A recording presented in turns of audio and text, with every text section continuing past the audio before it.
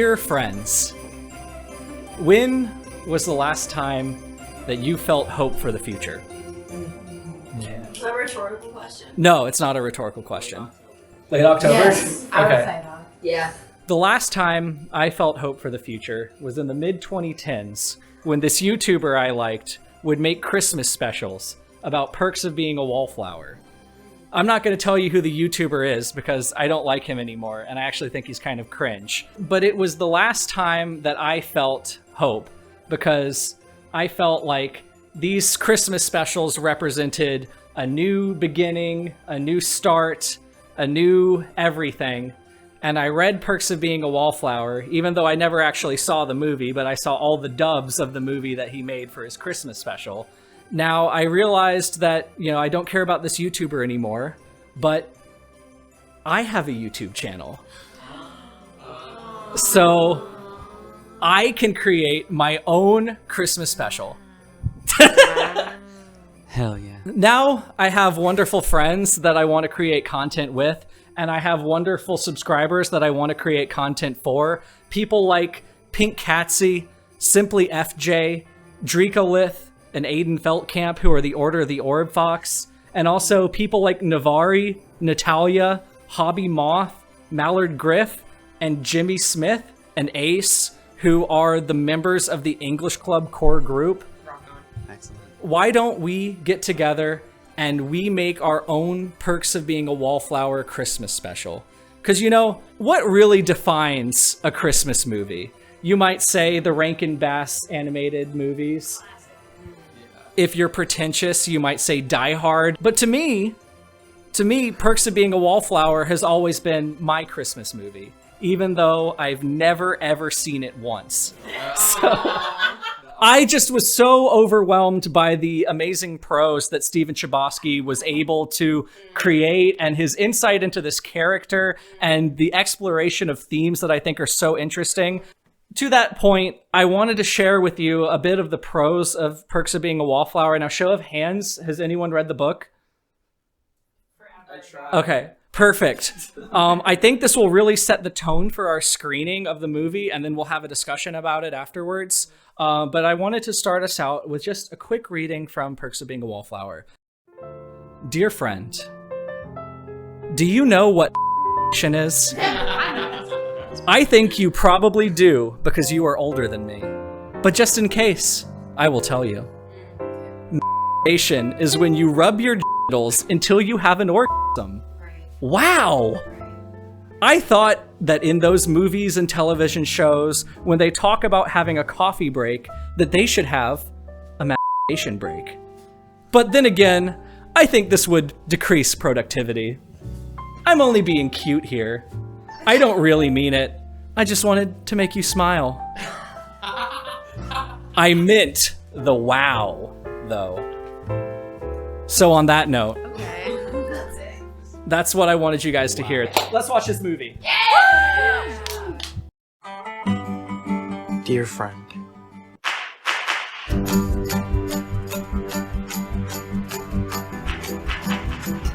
So, Charlie, this is what fun looks like. Welcome to the island of misfit toys. Oh, our letterbox is going to be popping off after this. Yeah. Follow me on Letterboxd. Do you follow me? No, I don't know. Well then, screw you. I'm not going to follow you. I would like to start the discussion. We have to wait until Andrew. We're not. Well, I was just going to say, the back of this book, Let's dance.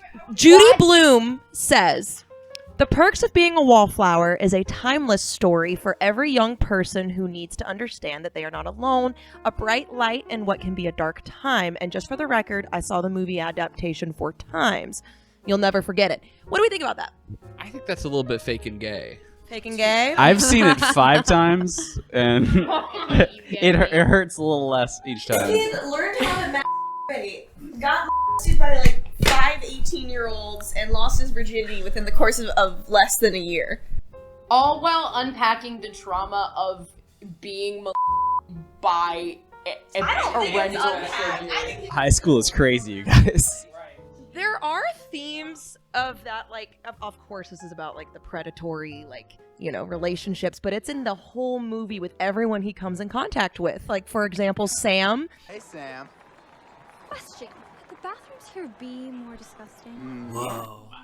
She's hotter than my aunt. But then you got to think about her. She was like an abused person too. Hurt So people she's hurt a people. hurt people, and that's why I asked earlier: is this problematic to say all abused people abuse people, or is it brave to say that, you know, you are faced with? Well, that's something I felt like was fossilized in the movie that was brought to the fore in the book. So you can still pick it apart in the movie, but like the cyclical nature of this thing is brought up a lot in the book. Like Charlie's family is like not really touched on, but like he has like a grandfather who always argues with his sister, and you know, he used to hit Charlie's dad, so that plays into the sister getting hit. Yeah, the boyfriend hitting the sister. So what you're saying is that we need a director's cut of Perks of Being a Wallflower. I think we need a director's that cut. expounds on kind of more of the interfamilial trauma that I Charlie think so. is experiencing. You got me a present? Of course I did. You got me a present, but you didn't even hit me.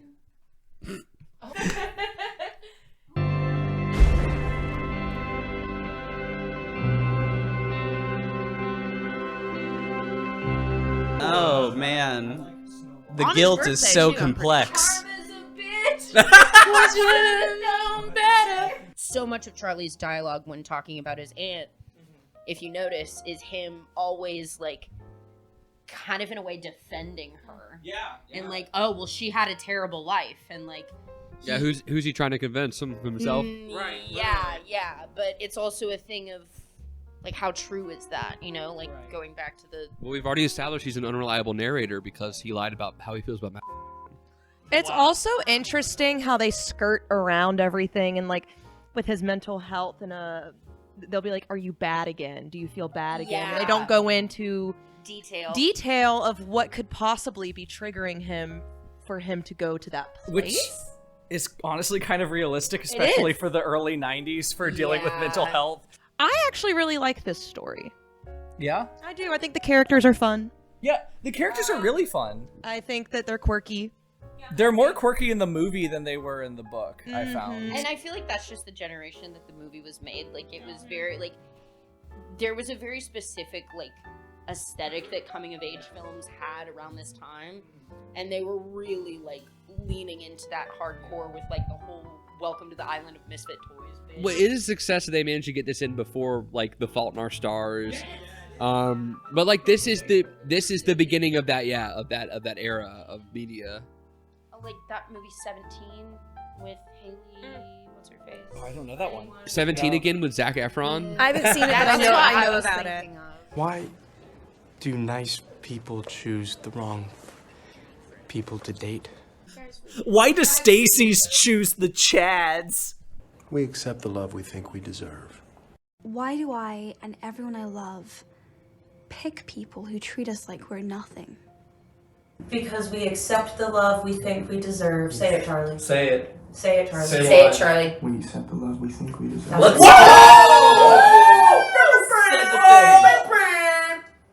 Paul. My English teacher told me that. My English teacher told me, you know Paul Rudd?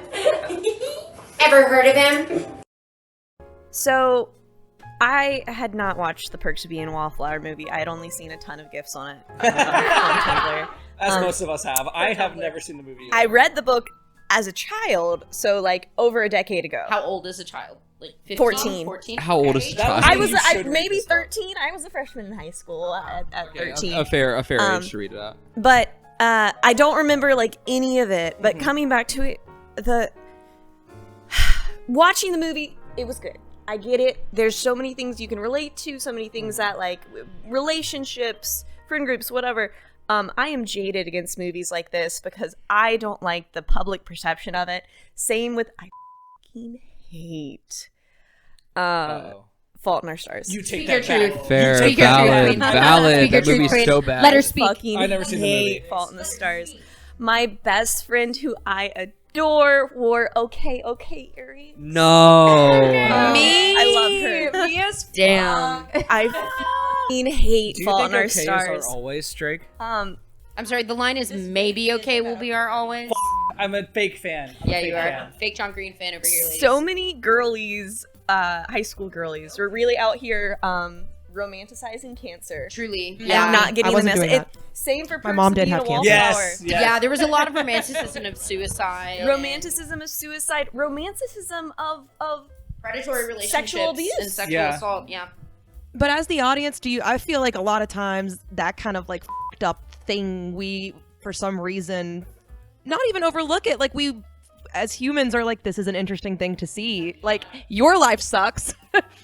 Mine doesn't. Watching this. We're fascinated by We're it. fascinated. Not even that, but like, your life sucks. My life also kind of sucks. So I'm finding some sort of like solidarity. Yeah, almost like a connective. I'm seeing myself through this like hyperbolized version of it. Yeah. Things are pretty bad, but at least I'm not Charlie. Right. Literally. Well, that's something I've been like thinking about a lot recently, especially with like the podcast that I'm doing where like we're reading a lot of shitty novels that normal people have enjoyed, is like fiction as a roller coaster. We are given this vicarious thrill of seeing Charlie who's going through all of these things, and maybe in the terms of the actual fact of the matter, these things haven't happened to us, but surely we have some generational trauma to deal with. We have something going on. Some depression to deal with. Some depression to deal with. And some like feelings of being alone and right. Othered, yeah. And othered. And I think the interpersonal relationships are very real. I mean, I know we've got like theater kids in the group, but when you have a small, tight friend group, somebody's gonna date somebody in the friend group, and it's not gonna go well. Yep. You know what I mean? And then you still have to hang out and sit at the same lunch table. Yes! Yeah, exactly. No, or there's totally one been there. kid in the friend group who's like, dad doesn't know, or her dad doesn't know she's gay, so like you always, like.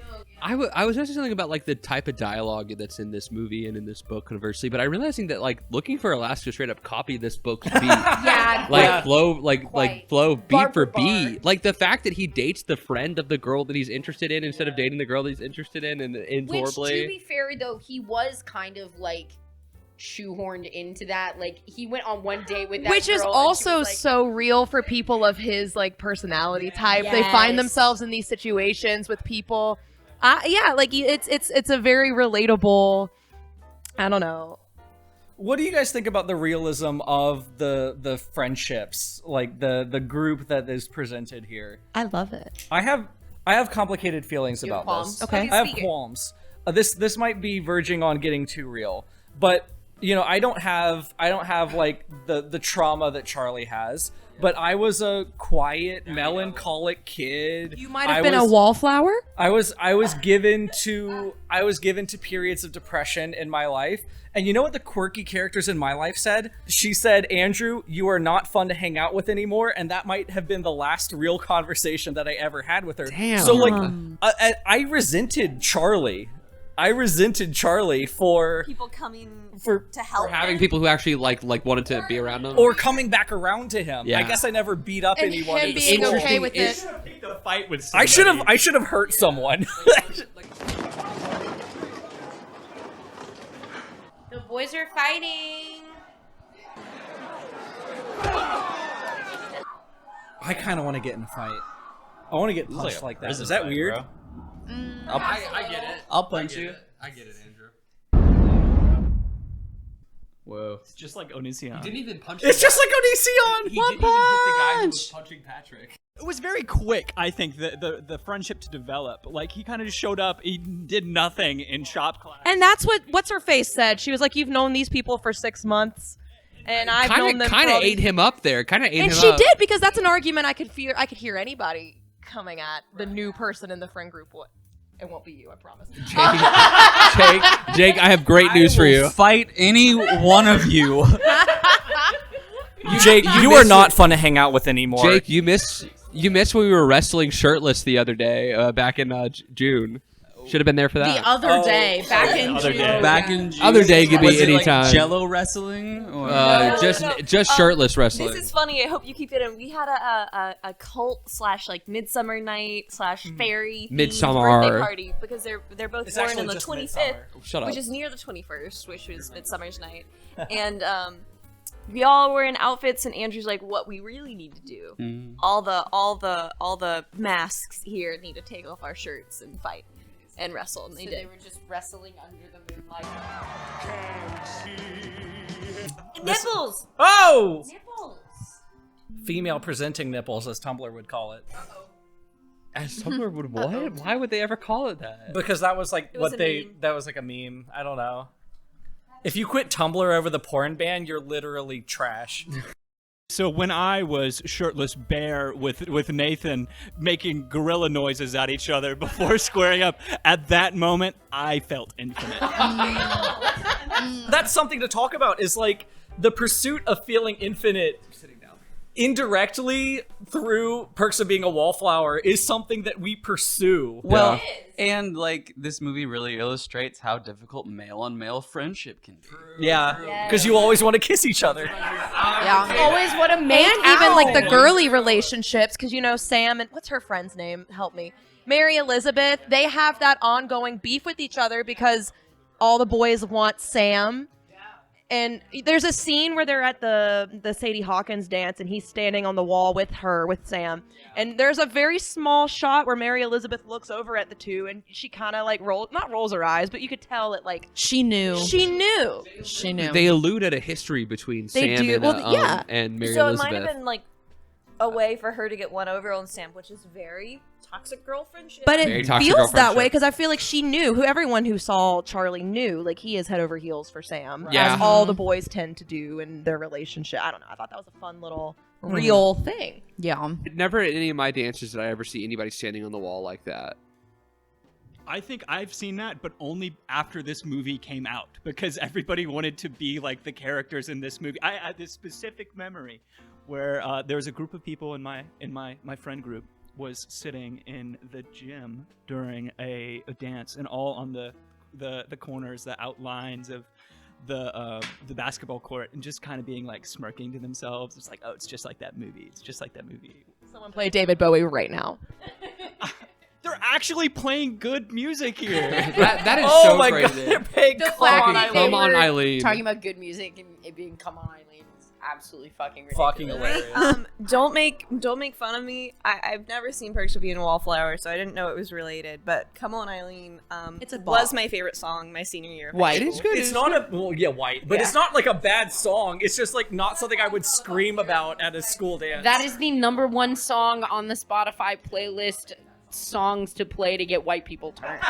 Like, it really, every wedding playlist. What's that TikTok where it's just like just a white girl overwhelmed by the power of Polynesian culture? He's overwhelmed by the power of Irish culture. It's another commentary on Perks of Being a Wallflower. Is like, this is a very white story. It is, no, it so Rich is. white story. Rich white. Was there anyone in the movie that wasn't white? I Not remember one. a Ezra's a single little person. bit Native American, right? I think that Ezra Miller ate that. And I don't know. I think, and I also think they did a good job in the Rocky Horror adaptation that they did. Okay. I thought that they looked good and that they did what they needed to do. Emma Watson does look like Susan. Yeah. Susan who? Susan Sarandon. Oh, like But- okay. But we From do the need to, original. we do need to question like what theater is putting this production on. 'Cause Yeah. that's I think we've insane. already questioned, and in this magical movie world, Apparently, we just have to suspend our Is that disbelief. but is that like a '90s thing where like that is a good. It was the 90s. my first Rocky Horror like in a theater, you had to take your clothes off if you never been. That was college for me. So like a lot of these like firsts that Charlie is experiencing are only intelligible to me through like a lens of being in college. Well, this is the thing. So- This is the thing you see happen. I think that you see happen a lot. It's like there's a blending of college and high school media Yes. in many ways, because so many of the events that writers think of as like Coming of age. bookmarks and monumental for their college and high school experience, they don't remember when the fuck they happened. So they just kind of meld them together. But I do in their think it needed minds. to be a high school setting because of the relationships that Charlie is having with a college girl. You know, like it is inappropriate. But I And- ask again, is that just because it's the 90s, or did I have like a profoundly sheltered high school No, experience? I think that it was I was supposed to be homeschooled, so I can't tell inappropriate. I really do. Like, I think it was supposed to carry on the theme of Charlie having these weird relationships with Yeah, older I mean, women. he has like easy access to weed and like LSD at any given time. Well, I feel like that is not as abnormal as our group thinks. Probably, yeah. Well, yeah, maybe, rich people have access to that shit all the I would say time. maybe I don't think it's that uncommon. I think for us it might have been. But of the people here, we have an unfortunate mix of like homeschool and private Christian school. I fear and, that is nerds. absolutely and correct. nerds. Mhm. And nerds, yeah. So like, I mean, look who's at us the making this who's the video most now. normal person here? Who's the Probably most Jacob. Jacob's the most Yeah. normal like high schooler here. You were just in, like, the We cool fit the version. dynamic and the we fit the audience for this movie. I fear. Everyone, raise your glasses to Charlie.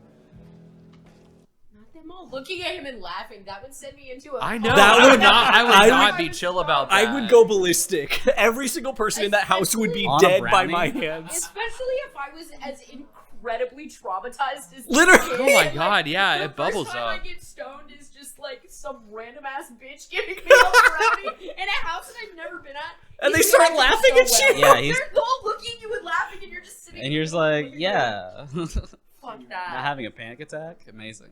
I think you could do college if Charlie was like 17. Yeah. Like if he had skipped a grade and he was Right. like not legal or Right. whatever, like a minor, then that dynamic would still be there. Well, you know what? There's a discourse online right now about like shows like Euphoria, with the idea being like you could take those shows and just easily transplant them to college, and then you don't have to deal with all the weird issues about kids being in those sexual situations.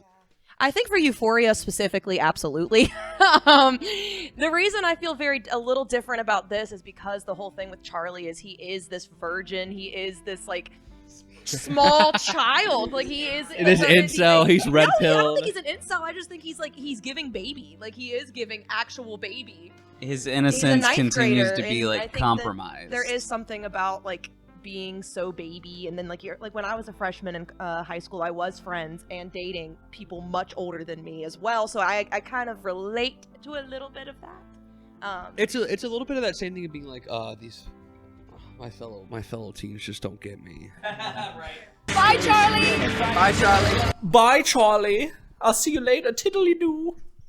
Wait, that's not what British people say. No, not at all. Bye. Tiddly doo. The accent was bad, but her accents are always bad. What are you talking about? This is how a normal American person sounds. Well, I want to talk about Emma Watson in general, and like I do too. Okay, I don't mean to be like, oh, the book was like this, because like I barely comprehend the book most of the time. But like Emma Watson as Sam is not Sam in the book, and I think it goes back to the manic pixie dream girl kind of thing that they were going for. Sam was not like that. Sam was just a girl that Charlie idolized. Well, I think that does have to do with the book the book was written in 1999. I think at the point that this movie was made, 2012? Well, that's kind of the thing with Emma Watson, though. I saw this.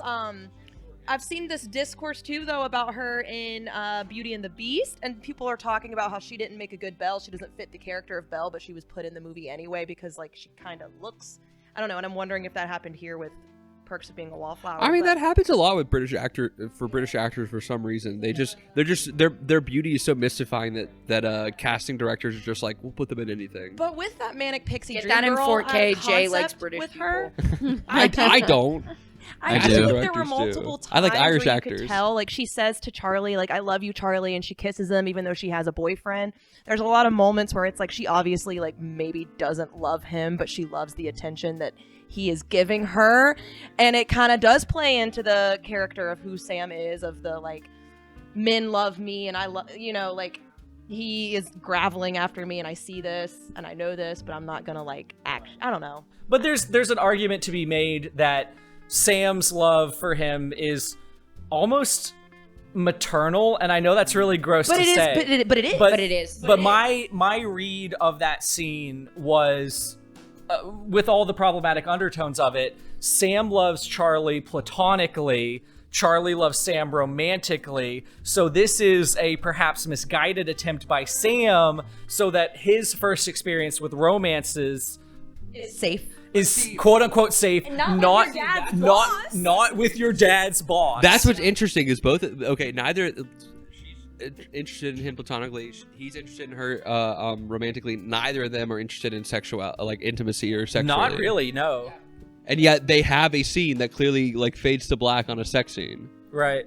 Charlie's almost certainly like completely asexual, like in the, I guess, indifference that he has to kiss. Right, saying I don't want to touch her. Well, he kisses Patrick, and it's just like a thing. Like they keep hanging out, and that's a book thing too. Like Patrick kisses him, they keep hanging out. More in the what book, about the boobs in the book? Like, does he the boobs is in the book? Does he like show any sexual interest? Well, so here's the crazy thing, and I wish they had brought this up somehow, because like Logan Lerman's portrayal of Charlie is way more mature. Like the Asian thing that I did at the beginning was kind of a joke, because I think that's like completely fucking bonkers to write. But like he has a wet dream about Sam, and he feels so guilty about it that he comes up to Sam and is like, "Hey, I had a wet dream about you, and I feel bad." No, which is how fucking... did Sam respond? Jog my memory. Well, she's like, oh no. Well, not on the table. This is another realism thing that I have kind of a qualm with, because he says it like Patrick's there. It might have been at the lunchroom. I don't quite remember, but like Patrick's definitely there, and Charlie and Patrick's just like, "Oh wow, Charlie's got a little Charlie crush on you, Sam." And Sam's like, "It's okay to have these feelings. It might not be appropriate to tell it to me." Again, maternally, it's like, "Hey, I know that you're feeling," teaching, which is gross and weird, but like, which is what she was doing with that first kiss, right? It's kind of this like gross extension of that. Weird paternalistically. Here's another thing. With the movie portrayal of Charlie specifically, does anyone get the feeling that his attraction to Sam is based on an idea of that she is what he wants to ideally be? And I'm not saying that this is a trans metaphor here, but I am. Because she is carefree and she is and outgoing, and that's the things he likes about her. I just want to make sure that the first person who kisses you loves you. Okay? Honestly, can I say something? This is so fucked up. Yeah, this is really so bad. fucked up. But like, who would say no? Right? Like if Emma Watson was like, "I like someone else, but do you want to kiss?" Yeah. I'd be like, Whatever you say, beautiful. And then Logan Lerman wanted to kiss. Whatever you say, boy. So okay, so I haven't read the book, but is like Charlie supposed to be like really autistic? Yes. In the book as well. Yes. Okay, that explains so much. But this was back in the 90s where being autistic was just being a little weird. Yeah, he's just a little shy. Like he's getting bad. I have notes that I think we can go through. Excited. So first discussion point: who do we think he's writing to, and does it even matter? I think he's writing to his dead aunt. I was gonna say I think it's dead friends. Mm-hmm. It might be friend. Well, no, doesn't he say at the beginning, like, my sister told me that you like listen or something like that? And it could be, and I've thought about this before, but this was almost 10 years ago, or more. But like maybe his sister was like, if you write to him, he'll hear it, kind of, like almost like a therapy kind of way. Like he'll. I never thought about that. Yeah. I definitely think that it's ultimately for him to write. I don't think he's going to send it anything. So in a way, the dear friend is himself in that. And like in the movie, the first shot, it zoomed in on the window and you could see his reflection on the window. Not to even mention the part in the party where he stares at the mirror and he says, Charlie. That's him. That's his name. That's his identity. You're so right. I think it's himself. It's like a note to. It's like honestly like a little therapy type. Yeah, I was gonna say, well, like that's the thing. Like in therapy, sometimes they'll a therapist or a doctor will tell you to start keeping a journal, right?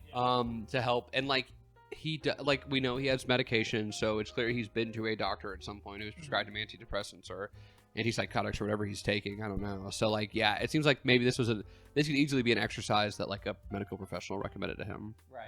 But he does mention his sister, so it's. I think 15 is old to be a freshman, but that's not a note we need to stay on. Timing might be a little bit off. Didn't he take time off of school because of? I think it was because of his friend. That sounds likely. That sounds right, but the Don't quote me on that. I may be wrong, but I vaguely remember. We'll take a look at the perks of being a Wikia after this. The next note is the immediate, like 2 minutes into the movie, multiple slurs. Tori, what's your many slurs. Oh, I hate that I missed this. I think there were like, who's keeping the slur count? Who's keeping slur count? No one. Hopefully not. At Four. least 3 or At 4. least 4 slurs. What kind of slurs? Nice trapper keeper. These dames wish I was gay so I wouldn't be pounding them so hard. Not to be problematic, but there's a realism angle to that because it was high school in the 90s in an affluent area. I just don't believe. I don't believe people are like that. I do. The vehemency that people try not to be an other, especially in high school, is astronomical. And slurs are a way to, in shorthand, establish an other that you are not part of. Yeah, which is... and I think specifically too, just because of the underlying queerness of the story. Yeah, like the queerness of it all, truly. Like with the whole Patrick and Brad subplot, I like, you know, it's like, yeah, slurs suck, but like, Hot take from Savvy. Slurs sucks. Not good. But for story, however, Well, with that in mind, for story purposes, like it, like I guess I get it, and like, it was kind of fitting. Yeah, specifically, it's so heartbreaking. Like in the scene where Brad like calls Patrick the F slur, and he turns around and is like, "What the fuck did you just call me?" Right. You're not supposed to be in support of the language that they're using. Exactly, and exactly, like that's the point. You're not. It's supposed to make you feel And he knew, uncomfortable. and he knew because when he's in the principal's office, he thanks Charlie. He's like, "Thank you for fucking beating me up and everyone else up." I think they were trying to shock us in the first 20 minutes. Oh. Hot. Woo! Boys kissing, let's go. Popping antidepressants with the RC Cola. Can we talk about how crazy it is that he kissed her at the party? Like that is the most insane thing I've ever seen. And he acted like he was in a fugue state. He was like, Wait a minute, I don't what- even know what I did. was I here for like, this? I just like kissed her. Yes, you were there. It was a truth or dare thing. The craziest scene in the movie that I still, And he's like, oh, I don't know what happened. Oh my god, I just been kissed her. better if he said what he had fantasized about saying about. Wait, it would really have been so. question for Andrew. That bit that he, or not the bit, but like where he says what he's thinking, but it's not real. That's not in the book, is it? Not the cancer thing. No, No. because I remember watching this movie for the first time and freaking the fuck out and being like, they changed it.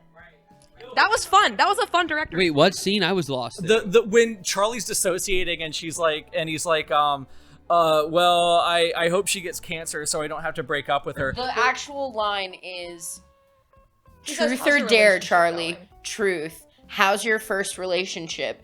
It's so bad that I fantasize about one of us getting cancer just so I can avoid breaking up with her." But that scene has always been really interesting to me. It goes back to what Jake was saying about neurodivergence, and I'm sure dissociation was an aspect of it, and I'm sure there was something else to it, but it was literally they asked him to kiss the most pretty girl in the room, and in his mind, literally, with no like idea of the social nature of like the friend group and dynamic and stuff. Yeah, he did what he wanted to do. He did what he was. He did what he was told to do in his brain. Without the consideration of the fallout. And leading up to that point, though, he talks about how he wishes he had found a way to break up with her that wasn't this. So I do feel like going into it, he kind of knew. And, like, he's not completely without sin there. But I also feel like at the same time, like that phrase is kind of supposed to be taken a little bit in like hindsight. Like I feel like it, like he's writing it. Once he was brought into the know and once he was made aware of the social norm and the status quo, he understood what he did was wrong. But when he was operating under the assumptions that he was operating under, like you said, he just did what he was told. Well, yeah, like in the layers of dissociation, and if he is also on like tranquilizers, Mans is in dream time most of the time, as well as being on stimulants like brownies or LSD or anything like that. I can't help but see that scene through the lens, like with Ezra Miller being a bait question, almost a wingman for the breakup. Like, and he was very charitable to him afterwards. Well, he sees the relationship, like he's probably not a fan of it, or It's like, oh yeah, you should totally hang out with my stepsister instead. Yeah. the prettiest girl in the room right now. It's my sister, isn't she? She's so pretty. So hot. You guys seem really happy together. How long have you been boyfriend and girlfriend? He's my stepbrother. So how long have you guys been boyfriend and girlfriend? Stepbrother, no. Am I mistaken? Is there a scene where like Ezra and Sam kind of act coupley, or is that a Yes. going Yes. back to inappropriate relationships? I didn't really necessarily see that as like inherently sexual. I don't think. Just like friendly. Yeah, well, because they looked at each other before that and they were like living room routines. So Yeah. it's like, you know, something that they do together, like in the house, Okay. like kind of establishing the sibling vibe. And I think, again, like going back to your neurodivergent point of like Charlie seeing that, and it's almost too a commentary on like his household dynamic, and like that's he not. asks. That's what it is. He asks if He asks because he doesn't do anything like that with his siblings. Because like, that is not how his they trauma interact has with each other. ruined his familial bond. Yes, correct. He has no ability to trust the people, specifically I think the women that are in his life. He cannot distinguish any type of feelings in between relationships and like what's supposed to go in what bucket. So when he sees that, it makes sense that that would be the most logical thing for him to ask, because he doesn't really see that in his own family structure. I definitely think that evolves throughout the course of the movie, and the reason I said it is because he calls his sister, who's in like college or whatever, when he's feeling, and she immediately calls the police and they had that scene with them at the dinner table at the end.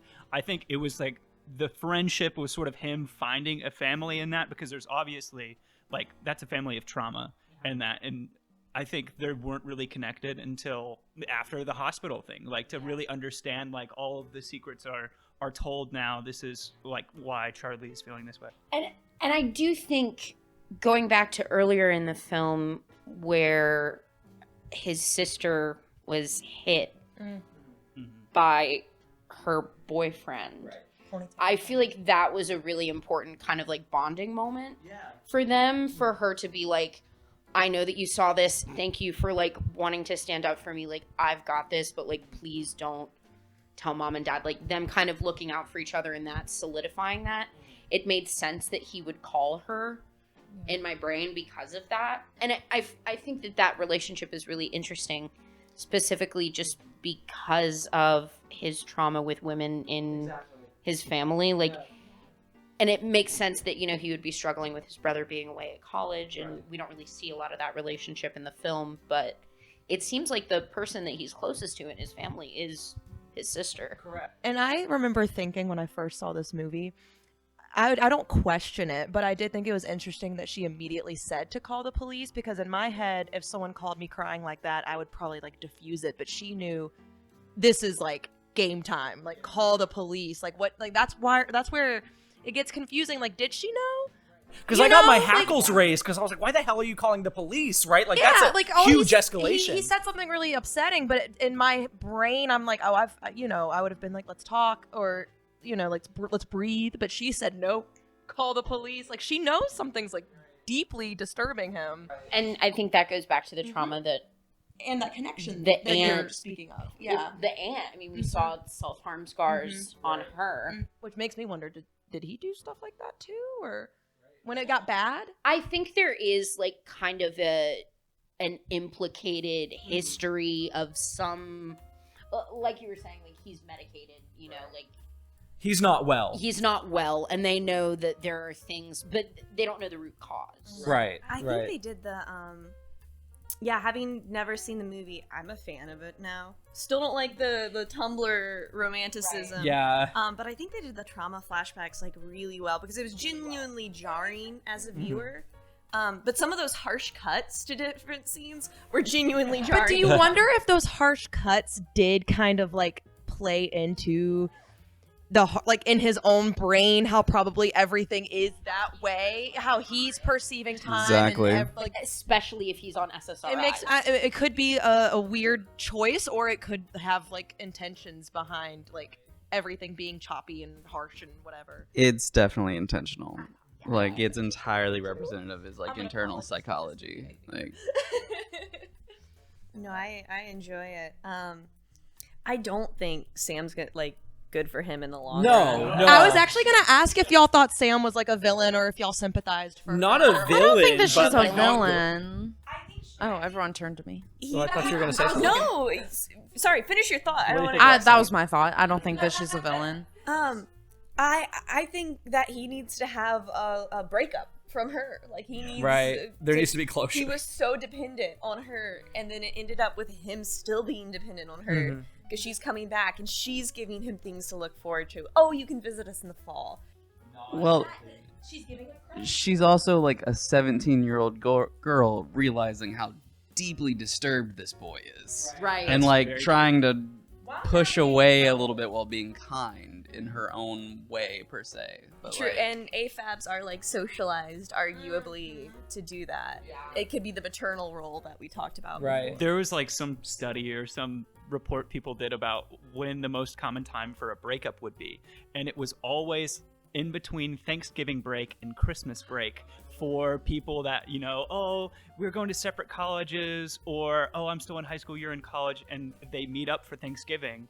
They try to, you know, get the courage to break up, and then it finally just fizzles out. So I think that is ultimately the fate of Charlie and Sam in that. Yeah, probably. Because there's no good way it can end otherwise. And it would be best for Charlie if it's a full end. Right. Yeah. Perks of being a wallflower too. Make it happen. The first night we had grilled stickies. What the fuck are grilled stickies? Cheesy fingers. You know what grilled stickies are. That's when. That's what they called me in high school. Oh! You didn't go to high school. You were homeschooled. Oh, wait. They better not have called you that in homeschool. I was gonna say I found out what a grilled sticky was. It's a combination of sticky buns and cinnamon rolls that's fried on a griddle. That's disgusting. No, What? I think it sounds great. Not now while I'm suffering from Corona beer influenced acid reflux. Corona disease. Corones. Not while the Zins are waging war on my body. Later. It's a war you're gonna lose, by the way. I have two major points that I want to hit on. One is the suit. That suit should not fit him so well. Yes. It should look so much shittier. When did Patrick get his measurements? And then two, it should be grosser after he starts wearing it like every day. Yeah. That's so nasty. It's really gross. Maybe he's getting it dry cleaned and we just don't know. Every day? But I do think it is a fun addition to his character that he consistently wore that suit. Suit guy. Yeah. I don't want to be that guy, but like that suit is like every great writer wears a suit. But throughout the movie, we only ever hear him writing the letters that are kind of lackluster. Are you discounting epistolary novels? He was writing the papers. All the and stuff. essays He was on 15. the coming of age novels, On the Road, Jack Kerouac. And this is my favorite book, The Catcher in the Rye. I think you would love it. Not everyone can be that one kid who. Anyways, are any of the Beatles still alive? Well, I was gonna say in my own life, I'd be like, I'm a writer, and I was just writing shitty journal entries. you know? Yeah. I mean, the things that become your identity when you're like in high school, and especially if you're like weird and alone, are very weird. I'm just saying, Savvy, that Paolini should not be your model of what a teenage author looks like. Shut up! I love Aragon. The last thing I personally had in my notes, I think it would be fun to touch on is, I'm not sure how to say this in a good way, but when they're running up and down the bleachers and then like going through the tunnel, When they are infinite, you mean? When they are infinite, there's kind of this idealism, this chasing those like certain moments, those like canon moments or whatever. But it, like canon. That's what we would say now. Yeah. But I mean, this has always been a thing, but I think it continues to be a thing through TikTok, through social media, and any.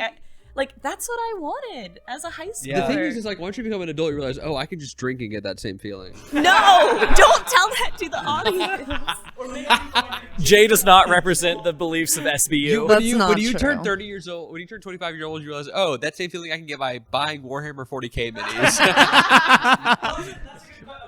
I can get this by playing D&D with my friends. You can Tune into the Lightlark TTRPG. that we're never fucking finishing. I think becoming an Cyberpunk. adult is realizing that running around in the bleachers at night, that these moments don't Matter. happen to you. Mhm. You can make them happen. I could go outside and Right. lie on the cold grass, And that kind of breathe makes in it the night lame air. now, doesn't it? Like the fact that you could do that, and like makes it like no. I'm saying like the idea that I can just like go out and like do something. Like I could go on a playground with my friends now. It kind of is like, oh, okay, I can do that. I'm an adult. I can't get in trouble anymore. Great The fact use of when free you're- will. The fact when you're a teen that you could possibly get in trouble for those things makes you like. No, you get in more trouble if you're a college student. You get like caught in trouble. They're just like, oh, do community service. Now it's a real charge. Yeah. I don't know. I feel like I had core memory moments like that in high school. We and Savannah were We've been looking at each other this whole time. Now they weren't near as aesthetic as that. I would argue they were but- just as, if not more, like walking. Well, because it's the memory, Well, right? so the one that I hope you're thinking about is like when me, you, and our other friend Whitney, we like went out of her back door and started walking through these woods, and somehow we ended up in another neighborhood, had to cross like a street, like a busy street. Trespassing, We were for sure. trespassing, and we were just like going through people's backyards, and like we ended up at one of our other Jana at her house, and her mom like made us fruit, and then we like journeyed back over to Whitney's house like that. It was It was awesome. like first day of spring break. It was the first day Oh, of it spring was break. so We went fun. bowling later that night. My dad dropped us off. But no, like that was a moment where I don't know, like we felt like we could get in trouble. We were infinite. It was. I think about it. Yeah. Maybe we're thrown off because this group has like no cool people in it, or people who are like Did people, you not feel infinite at your birthday party? like people who were cool in high school? You know what I mean? Because what do we have here? We have Magic the Gathering players and League players. We have theater kids. We have gay people. Like I had a great You time did. in You high school. participated. I wasn't cool, but like I was had not a great high school I did experience. too. I was the most popular person in my class. They were homeschooled. My curfew was. Do you have any 8 pets p.m. when you were? You have any pets? Yeah, they were more popular. I'm sorry. Fuck you.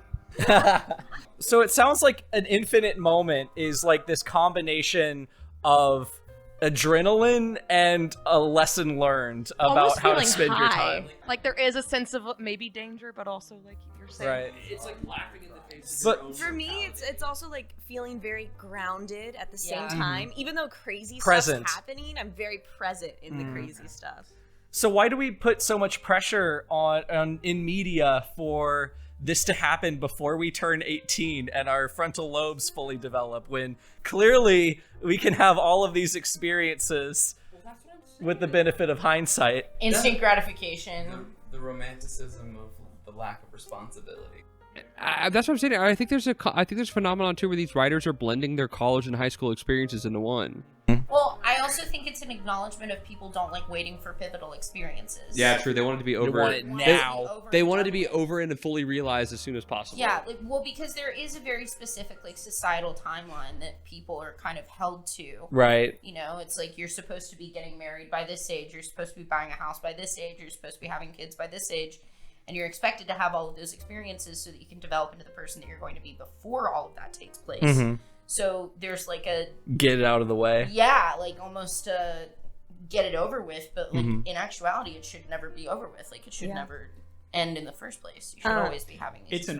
It's an ongoing thing, but I feel like the sort of coming of age movies and media, it is almost like a speed run tutorial on the self-actualization any percent. Like, you gotta get it as fast as possible. Glitchless. First kiss, glitchless. You can't go through any walls. I do think that the drugs, any percent high school, 80% run. high school, 80%. Get into a high school fight. You got to I got a first kiss. I You got know, a- losing virginity. First girlfriend, first breakup. Task speedrunning is like if you start mewing. Even like the worst trauma you could think of, like for some reason, like they want They want you to have it. something to make first psych ward visit.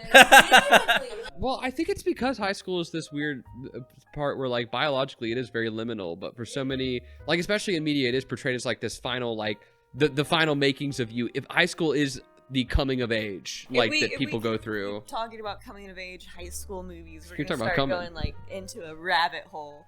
Yeah. But you're right. I Yeah. completely agree. But it's like in my senior year, everything was the last blank. Like it was our last first day. It was our last first test of the semester, last senior lunch. Like, and the word last implies that it's the last thing when it was not. It's like the whole idea of a coming of age movie or story is that like by the end of the story, the main character has become the person they're going to be for the rest of their life. Right. Which is a really weird thing to think about because nobody's like that. Like no one's like that. This is a good. We need a good message to end on. This is a good message, dear listener. Andrew, do you want to tell them? What do you? You're not gonna peak in high school. I did. You will never be the same person for the rest of your life. Dear listener, you can make your own infinite moments. Dear listener, growth is hard, and it's okay if shitty things have happened to you. You are not responsible for the things that have been done to you, but you are responsible for how you carry that and how you live the rest of your life. Don't let it control you. Don't let it own you. Create your own infinite moments. And don't drink RC Cola. And don't do drugs. Merry Christmas. Hey guys. Merry Christmas. Hey guys, maybe the real infinite was the friends we made along the way. Fuck up. Christmas.